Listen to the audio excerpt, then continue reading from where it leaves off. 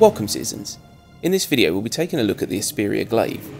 We'll be going over the stats of the ship, looking at its standard loadout and giving our thoughts on the ship's uses and possible upgrades. As with all things Star Citizen, keep in mind that specific details of the ship could and probably will change over time as the game's development progresses.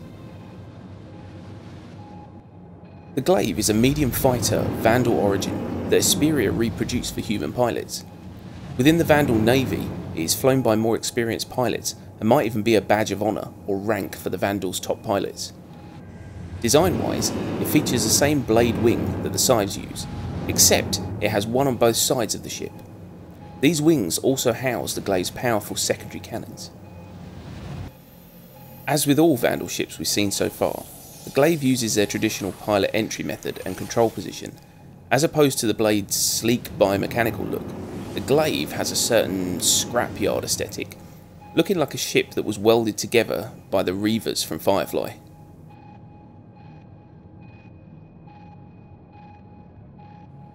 Being a medium fighter, it can't get up to the same speeds as some of the smaller craft in the game. Also, only having 6 fixed and 6 gimbaled manoeuvring thrusters means that it can't handle as well as light fighters. But topping out at 255 meters per second and 1230 maximum afterburner, is still capable of keeping up with the likes of the Avenger and the Hornet in terms of straight line speed.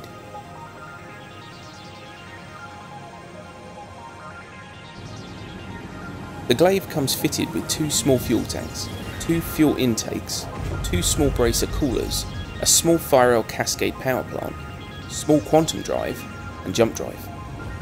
As you would probably expect, the Glaive has no cargo space or ability to stow grabby hands boxes from missions. The ship's defences are in the form of 2 all-stop shield generators, which gives the Glaive a 3600 hit point shield. The frame itself, while generally more durable than the Super Hornet, has a few weak points. For offense, the Glaive packs an interesting weapons package. Underneath the cockpit, it has 2 size 1 laser cannons fitted. These function similar to a pair of M3A cannons with some slightly tweaked stats, but the real magic comes from what is fitted to the wings. Fitted underneath the wings, you'll find a pair of size 4 missile mounts, each holding 4 size 2 bullet missiles. The wings also house a couple of special surprises, the first of which is a set of retractable blades which, when extended, almost increase the ship's length by 1/3, and are used when ramming another ship to slice it in half. These blades are extended automatically when the weapons are powered up, but as CIG are looking to enable manually controlled ship states in the future, hopefully they will give the pilot the ability to extend or retract the blades as they see fit. The second of the ship's surprises is that the arms of the wings are actually a pair of size 5 Vanduul designed plasma cannons. While these draw a lot of the ship's power to operate, they do pack a good punch and can take the shields off most light fighters in 1 or 2 hits. As I briefly mentioned earlier, the Glaive's biggest weak spot is also the source of its biggest strength, the wings. Considering the ship's menacing wings house 75% of its overall weapons, you think these would be reinforced to withstand serious damage. Unfortunately, this isn't the case, as the Glaive's wings can be taken out fairly easily. This is due to some hit point distribution oversights during the ship's design that has left the wings extremely fragile. This problem is increased further because the retractable blades on the wings actually stick outside of the ship's shields while they are extended, leaving them vulnerable to being one-shot.